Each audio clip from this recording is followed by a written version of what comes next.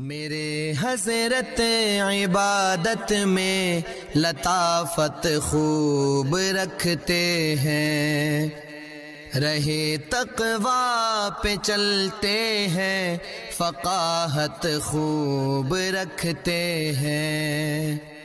وہ بحر معرفت کے بحر الفت کے شناور ہیں۔ نحمده ونصلي ونسلم على رسوله الكريم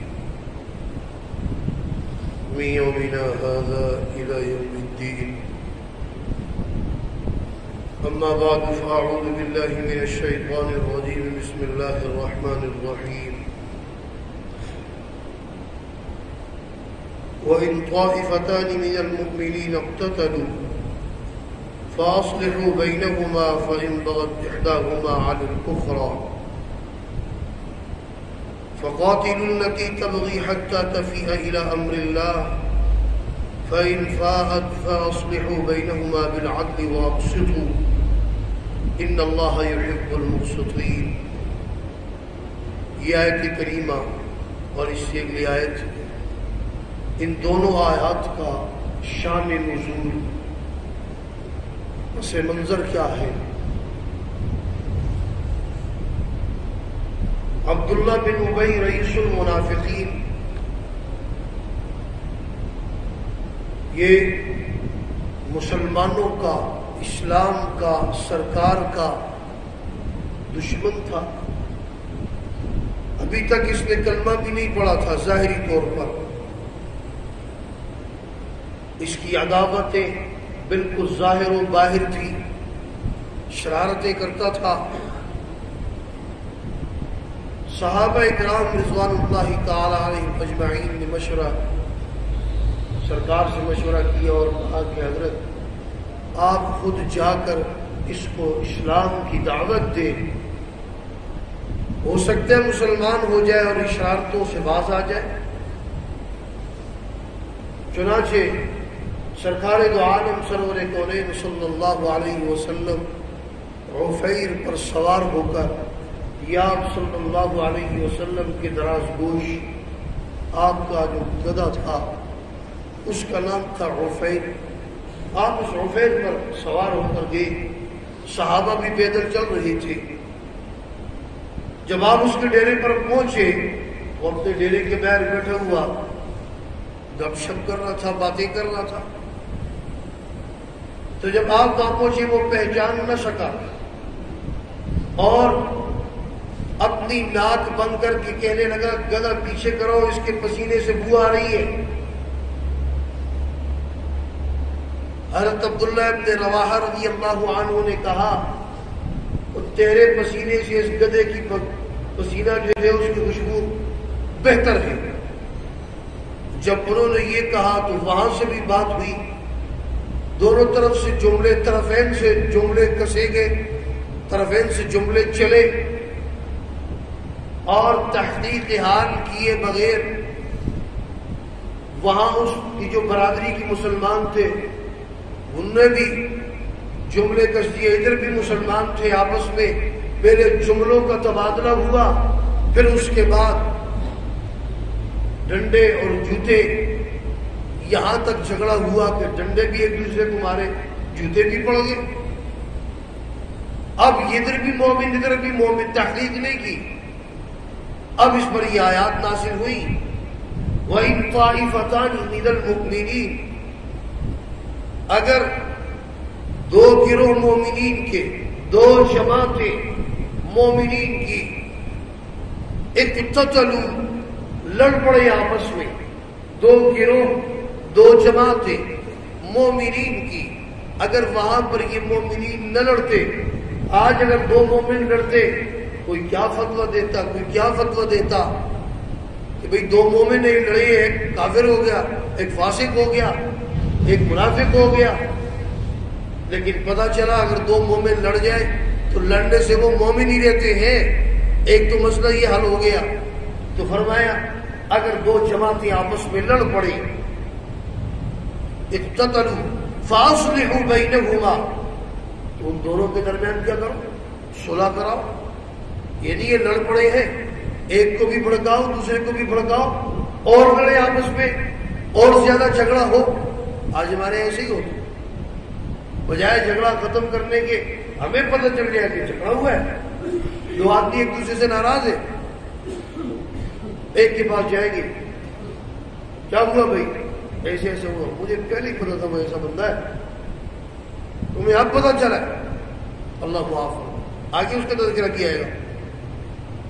فرمایا فَإِن بَغَتْ إِحْدَاهُمَا، اگر ایک زیادتی کرے، إِحْدَاهُمَا ان دونوں میں سے ایک زیادتی کرے، عَلَى الْأُخْرَى دوسرے پر، فَقَاتِلُوا الَّتِي تَبْغِي حَتَّى تَفِيءَ إِلَىٰ أَمْرِ اللَّهِ، فَقَاتِلُوا تم لڑو، الَّتِي تَبْغِي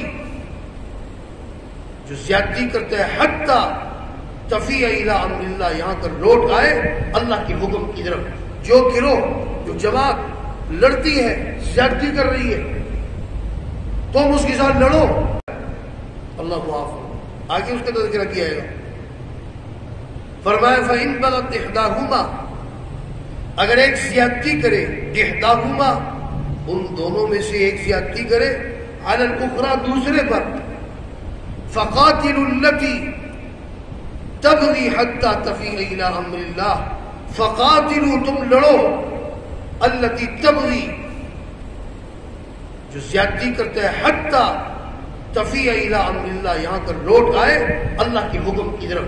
جو گروہ جو جماعت لڑتی ہے، زیادتی کر رہی ہے، تم اس کے ساتھ لڑو. یہ کہا ہے کہ جو زیادتی کرتا ہے اس کے ساتھ لڑو. جو زیادتی کرتا ہے لوگ اس کے پاس جا کر دیکھتے ہیں زیادتی کرنے والا طاقتور ہے، اس کے ساتھ مل جاتے ہیں. یہ نہیں کہ اس کے ساتھ مل جاؤ، کہ اس کے ساتھ لڑو. یہاں تک کہ لڑائی بھی کب تک کرنی ہے، لڑنا کب تک ہے، حتی تفیء الی امر اللہ یہاں تک کہ وہ لوٹ ہے اللہ کے حکم کی طرف. برادری سسٹم کو نہیں دیکھنا. برادری سسٹم میں پڑ گئے تو جیسے عبداللہ بن ابی کے ساتھ مسلمان تھے، وہ اپنی برادری کی وجہ سے بول پڑے. بعد میں حقیقت حال معلوم ہوئی کہ وہ سامنے تو سرکار ہے. تو فرمایا فَإِنْ فَاءَتْ بس اگر وہ رجوع کر لے، لوٹ آئے، فَأَصْلِحُوا بَيْنَهُمَا بِالْعَدْلِ یہاں تک کہ لڑو کہ وہ لوٹ آئے، اور ان میں اصلاح کرو عدل کے ساتھ، انصاف کے ساتھ.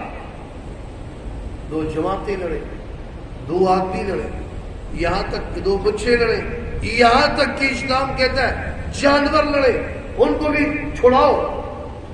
جو آپس میں ریچھوں کی لڑائی، یہ کتوں کی لڑائی، یہ مرغوں کی لڑائی، یہ تیتر اور بٹیر کی لڑائی، یہ سب حرام ہے. بھینسوں کی لڑائی یہ ویسے ہی حرام ہے، اور پھر جہاں پر پیسے رکھے ہو وہ تو حرام، ڈبل حرام. ایک حرام تو لڑوانا، اوپر سے جوا، تو یہ حرام در حرام. فرمایا ان اللہ یحب المقسطین اللہ تبارک و تعالیٰ پسند کرتے ہیں انصاف کرنے والوں کو. دوسری آیت کریمہ انما المؤمنون اخوہ فرمایا مومن کیا ہے؟ بھائی بھائی ہیں. فاصلحوا بین اخویکم اصلاح کرو بین اخویکم اپنے درمیان، اپنے بھائیوں کے درمیان اصلاح. اور واتقوا اللہ اللہ سے ڈرو لعلکم ترحمون تاکہ وہ تم پر رحم کرے. یا ایھا الذین آمنوا اے ایمان والو لا یسخر قوم من قوم کوئی قوم کسی قوم کا ٹھٹھا نہ کرے. یہاں سے وہ احکامات بیان ہو رہے ہیں، وہ قوانین جن کی وجہ سے صلح ہوتی ہے. مذاق نہ اڑا، مذاق اڑاؤ گے تو جھگڑا ہوگا. منع کیا جا رہا ہے اگر تم کسی کا مذاق اڑاؤ گے تو لڑائی ہوگی، لہذا مذاق نہ کرو تو صلح رہے گی. بہت اہم باتیں ہو رہی ہیں. فرمایا یا ایھا الذین آمنوا اے ایمان والو لا یسخر قوم من قوم کوئی قوم کسی قوم کا مذاق نہ اڑائے. یہاں قوم سے مراد مرد ہے. قوم سے مراد کیا ہے؟ مرد. کوئی مرد کسی مرد کا مزاج نہ اڑائے. اس کا سیاق و سباق سے پتہ چل رہا ہے آگے اس کے مقابلے میں نساء آ رہا ہے تو پتہ چلا قوم سے مراد کیا ہے؟ مرد. کوئی مرد کسی مرد کا مزاج نہ اڑائے. عسیٰ ان یکونوا خیرا منہم، ممکن ہے کہ وہ اس سے بہتر ہو جس کا وہ مزاج اڑا رہا ہے. ولا نساء من نساء، نہ کوئی عورت کسی عورت کا مذاق اڑائے، اس کا ٹھٹھا بنائے، مذاق اڑائے. عسیٰ ان یکن خیرا منہن، ممکن ہے کہ جس کا وہ مذاق اڑا رہی ہے وہ اس سے بہتر ہو.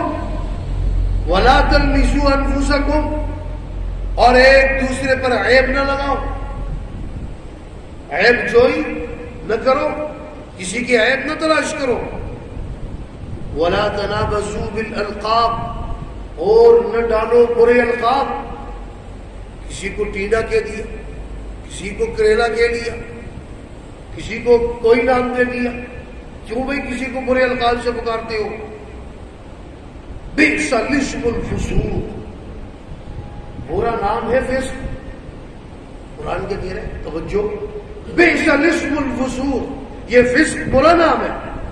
بعد الایمان، ایمان کے بعد. کیا مطلب فسق برا نام ہے؟ دیکھو، بئس الاسم الفسوق بعد الایمان، فسق برا نام ہے ایمان کے بعد، مومن ہونے کے بعد فاسق ہونا کتنا برا کام، کتنی بری بات ہے کہ مومن ہونے کے بعد اس کا نام فاسق پڑ جائے. بئس الاسم الفسوق بعد الایمان، تم مومن تھے، تم نے ٹھٹھا اڑایا، کسی مرد نے کسی مرد کا مذاق اڑایا، کسی عورت نے کسی عورت کا مذاق اڑایا، تو یہ قرآن کے دے رہے توجہ، بئس الاسم الفسوق، یہ فسق برا نام ہے.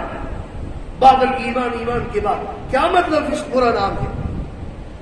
دیکھو، بئس الاسم الفسوق بعد الایمان، فسق برا نام ہے ایمان کے بعد، مومن ہونے کے بعد فاسق ہونا کتنا برا کام، کتنی بری بات ہے کہ مومن ہونے کے بعد اس کا نام فاسق پڑ جائے. بئس الاسم الفسوق بعد الایمان، تم مومن تھے، تم نے ٹھٹھا اڑایا، کسی مرد نے کسی مرد کا مذاق اڑایا، کسی عورت نے کسی عورت کا مذاق اڑایا، تو یہ اب مومن نہیں فاسق ہے. مومن کے بعد فاسق ہو گیا، اس پر عیب لگایا، مومن ہونے کے بعد فاسق ہو گیا، فاسق ہو گئی، اور برے القاب سے پکارا. اللہ نے کسی کو اپاہج پیدا کیا، کسی کو لنگڑا پیدا کیا، تمہیں صحیح پیدا کیا ہے، اس پر شکر کرو. تم کسی کو ایسے القاب سے پکارتے ہو، کسی کو ویسے ہی تم برے القاب سے پکارتے ہو. اب تم مومن ہونے کے بعد کیا ہو گئے ہو؟ فاسق ہو گئے ہو. تو مومن ہونے کے بعد فاسق تمہارا نام پڑ گیا، تو اچھی بات ہے؟ بہت بری بات ہے. اس نے فرمایا پیشہ برا ہے اسم الفسوق، فسق کا نام بعد الایمان، ایمان کے بعد. ہاں ومن لم یتب، یہ توبہ کرے فاولئک هم الظالمون، نہیں جو نہیں توبہ کرے، ومن لم یتب، جو توبہ نہیں کرتا فاولئک هم الظالمون، وہ کیا ہے؟ بہت بڑا ظالم ہے، وہ تو ظالم ہے، اس توبہ نہیں کی. اور فرمایا یا ایھا الذین آمنوا، اے ایمان والو، اجتنبوا، پرہیز کرو، بچو، کثیرا من الظن، بہت ساری بدگمانیوں سے گمانوں سے بچو. بدگمانی تو جتنی ان سے بچنا چاہیے. ان بعض الظن اثم، فرمایا بعض گمان کیا ہے؟ وہ گناہ ہی ہے. ولا تجسسوا، اور تجسس نہ کرو. بدگمانی بھی کیا ہے؟ گناہ. تجسس نہ کرو. کوئی بیٹھا ہے کسی کمرے میں، اس کو جان کر دیکھ رہے کیا کر رہا ہے، کسی کے گھر کی جاسوسی کر رہے، یہ ناجائز ہے. ہاں مجرموں کی جاسوسی حکومت کر رہی ہے تو وہ کر سکتی ہے، وہ اور مسئلہ ہے. تم کسی کی جان تاک کیوں کر رہے ہو، کسی کی جاسوسی کیوں کر رہے ہو؟ ولا تجسسوا ولا یغتب بعضکم بعضا، ہم سچ کہتے ہیں وہ بدکار ہے، ہم سچ کہتے ہیں وہ زانی ہے، ہم سچ کہتے ہیں وہ جھوٹا ہے. سچ ہی پر تو تم جو ہے غیبت کرنے والے ہو. اگر وہ بدکار نہ ہوتا، زانی نہ ہوتا، پھر تم کہتے، پھر تو تم بہتان لگانے والے تھے. اب تم غیبت کرنے والے ہو.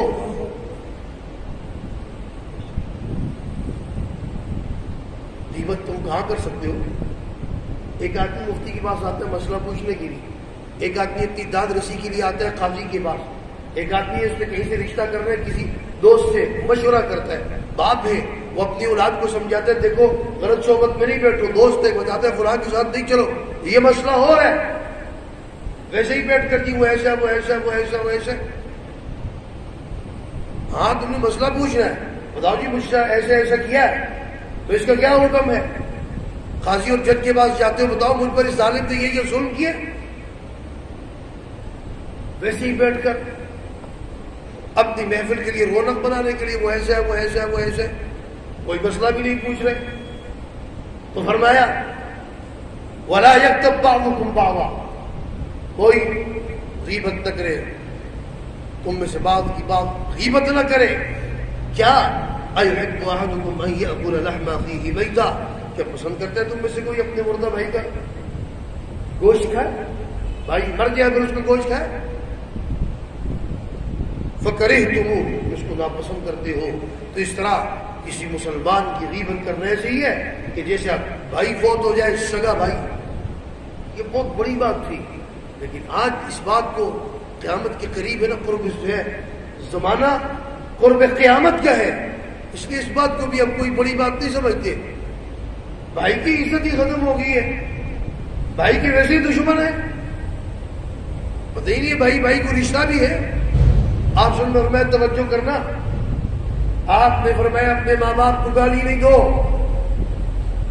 صحابہ نے پوچھا یا رسول اللہ اپنے ماں باپ کو کون گالی دیتا ہے، توجہ توجہ، فرمایا اپنے ماں باپ کو گالی نہیں دو، صحابہ نے پوچھا اپنے ماں باپ کو کون گالی دیتا ہے، فرمایا کہ جب تم دوسرے کو گالی دیتے ہو وہ پلٹ کر تمہارے ماں باپ کو گالی دیتے ہیں، تم نے اپنے ماں باپ کو گالی دی ہے، گویا کہ یاد ہو یہ مسئلہ نہیں، اپنے بھائی سگے کو لوگ گالی دیتے ہیں، یعنی اپنے ماں باپ کو گالی دیتے ہیں، دوسرے کو نہیں، یہ قیامت علامات قیامت، اللہ وہ آپ فرمائے اپنے بھائی کو گالی ہے، اپنی محفل کے لیے رونق بنانے کے لیے وہ ایسا ہے وہ ایسا ہے وہ ایسا ہے، کوئی مسئلہ بھی نہیں پوچھ رہے، تو فرمایا وَلَا يَكْتَبْ بَعْضُكُمْ بَعْضًا، کوئی غیبت نہ کرے، تم میں سے بعض کی بات غیبت نہ کرے، کیا أَيُحِبُّ أَحَدُكُمْ أَن يَأْكُلَ لَحْمَ أَخِيهِ مَيْتًا، کیا پسند کرتا ہے تم میں سے کوئی اپنے مردہ بھائی کا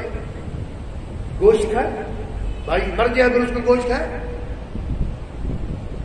فَكَرِهْتُمُوهُ، اس کو ناپسند کرتے ہو، تو اس طرح کسی مسلمان کی غیبت کرنا ایسے ہی ہے کہ جیسے بھائی فوت ہو جائے سگا بھائی، یہ بہت بڑی بات تھی، لیکن آج اس بات کو قیامت کے قریب ہے نا، قرب جو ہے زمانہ قرب قیامت کا ہے، اس لیے اس بات کو بھی اب کوئی بڑی بات نہیں سمجھتے، بھائی کی عزت ہی ختم ہو گئی ہے، بھائی کے ویسے ہی دشمن ہے، پتہ ہی نہیں بھائی بھائی کو رشتہ بھی ہے، آپ سن میں فرمایا توجہ کرنا، آپ نے فرمایا اپنے ماں باپ کو گالی نہیں دو،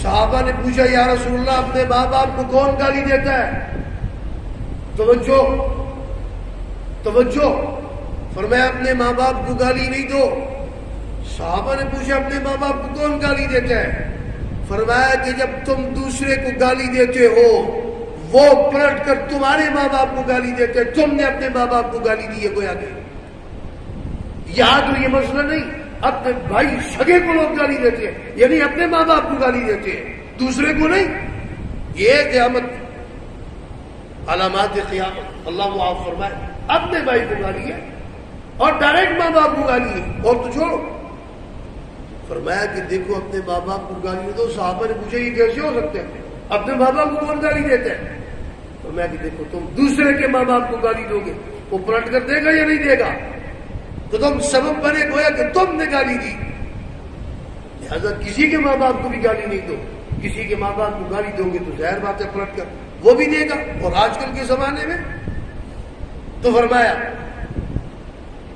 واتقوا اللہ، اللہ سے ڈرو، ان اللہ تواب الرحیم، اللہ تبارک و تعالی توبہ قبول کرنے والے اور رحم کرنے والے ہیں۔ آگے چل رہے ہیں مسائل، اللہ تبارک و تعالی ہمیں قرآن و سنت کی تعلیمات سمجھ کر اس پر عمل کرنے کی توفیق عطا فرمائے۔ وآخر دعوانا ان الحمد پر تم فقیروں کی حکومت دیکھنے آؤ، فقیر ہے بے بدل کا تاج عظمت دیکھنے آؤ، بہت پیاری ہے یارو مفتی نعمان کی مجلس، اگر کچھ دو